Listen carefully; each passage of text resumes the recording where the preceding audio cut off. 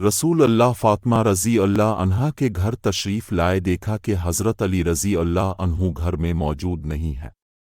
اپنے دریافت فرمایا کہ تمہارے چچا کے بیٹے کہاں ہیں؟ انہوں نے بتایا کہ میرے اور ان کے درمیان کچھ ناگواری پیش آ گئی اور وہ مجھ پر خفا ہو کر کہیں باہر چلے گئے ہیں اور میرے یہاں قیلولہ بھی نہیں کیا ہے۔ اس کے بعد رسول اللہ نے ایک شخص سے کہا کہ علی رضی اللہ عنہ کو تلاش کرو کہ کہاں ہے۔ وہ آئے اور بتایا کہ مسجد میں سوئے ہوئے ہیں۔ پھر نبی کریم تشریف لائے۔ حضرت علی رضی اللہ عنہ لیٹے ہوئے تھے، چادر آپ کے پہلو سے گر گئی تھی اور جسم پر مٹی لگ گئی تھی۔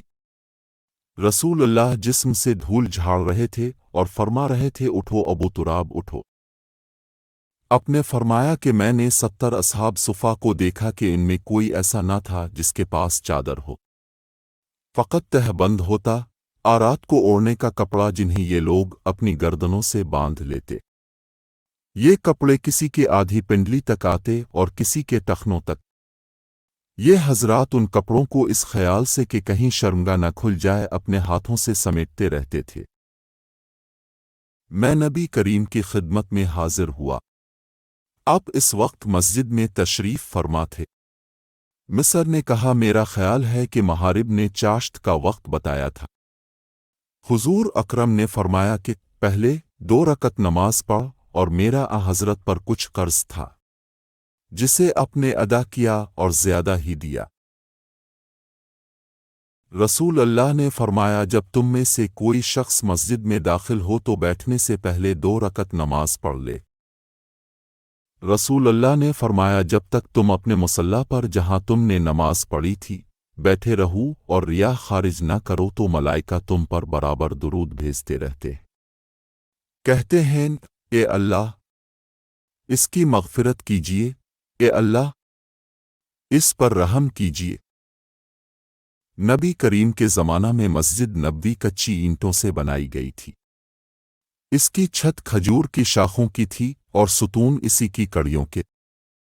حضرت ابو بکر رضی اللہ عنہ نے اس میں کسی قسم کی زیادتی نہیں کی۔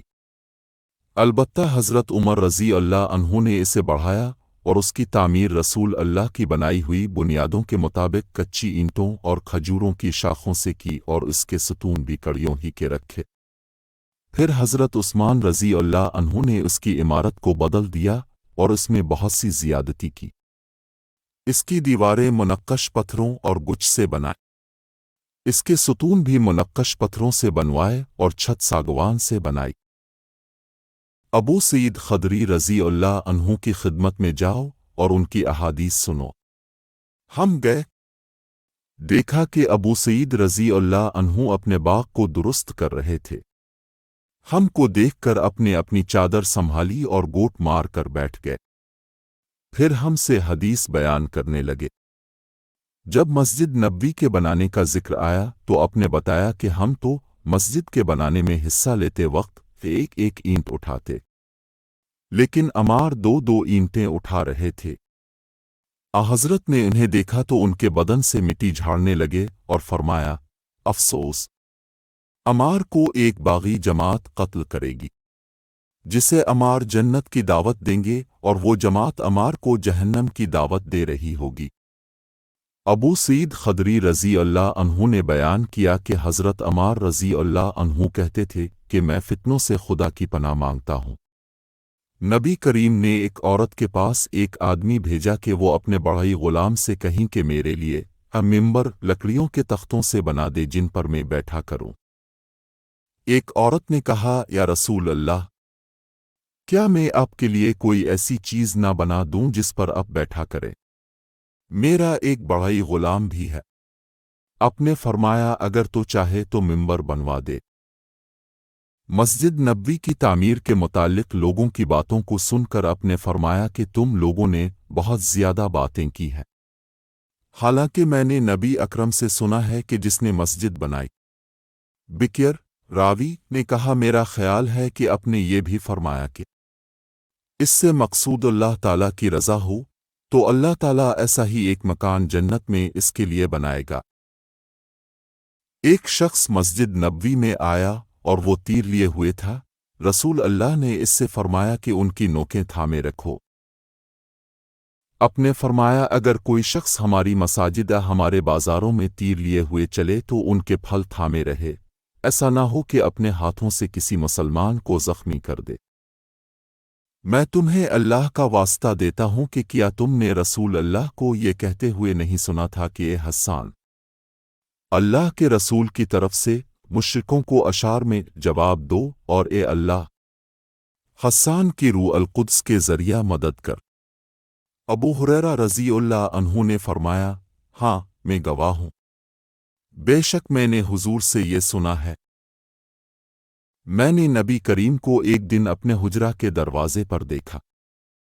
इस वक्त हबशा के कुछ लोग मस्जिद में नेज़ों से खेल रहे थे, हथियार चलाने की मशक कर रहे थे। रसूल अल्लाह ने मुझे अपनी चादर में छुपा लिया ताकि मैं उनका खेल देख सकूं।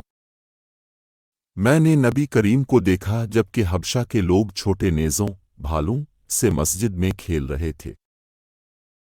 बुरीरह रज़ियल्लाहु अन्हु लौंडी उनसे अपनी किताबत के बारे में मदद लेने आए।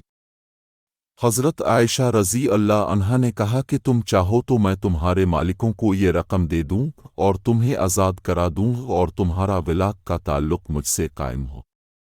और बुरीरह के आकाओं ने कहा आयशा रज़ियल्लाहु अन्हा से कि अगर अब चाहें तो जो कीमत बाकी रह गई है वो दे दें और विलाक का ताल्लुक हमसे कायम रहेगा। रसूलुल्लाह जब तशरीफ़ लाए तो मैंने आपसे इस अमर का जिक्र किया। अपने फरमाया कि तुम बुरीरह को खरीद कर आज़ाद करो और विलाक का ताल्लुक तो उसी को हासिल हो सकता है जो आज़ाद कराए। फिर रसूल अल्लाह मिंबर पर तशरीफ़ लाए। सुफियान ने इस हदीस को बयान करते हुए एक मर्तबा यूं कहा कि फिर रसूल अल्लाह मिंबर पर चढ़े और फरमाया, इन लोगों का क्या हाल होगा जो ऐसी शराइत करते हैं जिनका ताल्लुक किताब अल्लाह से नहीं है। जो शख्स भी कोई ऐसी शर्त करे जो किताब अल्लाह में ना हो उसकी कोई हैसियत नहीं होगी, अगरचे वो 100 मर्तबा कर ले। इस हदीस की रवायत मालिक ने यहया के वास्ता से की, वो उमरा से के बुरीरह और उन्होंने मिंबर पर चढ़ने का जिक्र नहीं किया। उन्होंने मस्जिद नबवी में अब्दुल्ला इब्न इब्बी हदरत से अपने कर्ज का तकाजा किया और दोनों की गुफ्तगू बुलंद आवाज़ों से होने लगी, यहाँ तक कि रसूल अल्लाह ने भी अपने हुजरे से सुन लिया। अब पर्दा हटाकर बाहर तशरीफ़ लाए और पुकारा। काब रज़ियल्लाहु अन्हु बोले, हाँ हुजूर, फरमाई क्या इरशाद है। आपने फरमाया कि तुम अपने कर्ज में से इतना कम कर दो। आपका इशारा था कि आधा कम कर दें। उन्होंने कहा, ए रसूल अल्लाह, मैंने बखुशी ऐसा कर दिया।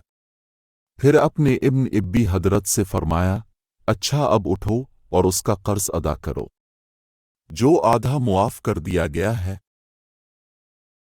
एक हबशी मर्द हबशी औरत मस्जिद नबवी में झाड़ू दिया करती थी। एक दिन इसका इंतकाल हो गया तो रसूल अल्लाह ने इसके मुताल्लिक दरियाफ्त फरमाया। लोगों ने बताया कि वो तो इंतकाल कर गई। आपने इस पर फरमाया कि तुमने मुझे क्यों ना बताया। फिर अब कब्र पर तशरीफ़ लाए और उस पर नमाज पढ़ी। जब सूरत बकरा की सूद से मुताल्लिक आयात नाजिल हुई तो नबी मस्जिद में तशरीफ़ ले गए और उन आयात की लोगों के सामने तिलावत फरमाई। फिर फरमाया कि शराब की तिजारत हराम है। एक औरत मर्द मस्जिद में झाड़ू दिया करता था। अबू राफे ने कहा, मेरा ख्याल है कि वो औरत ही थी। फिर उन्होंने नबी करीम की हदीस नकल की कि अपने इसकी कब्र पर नमाज पढ़ी।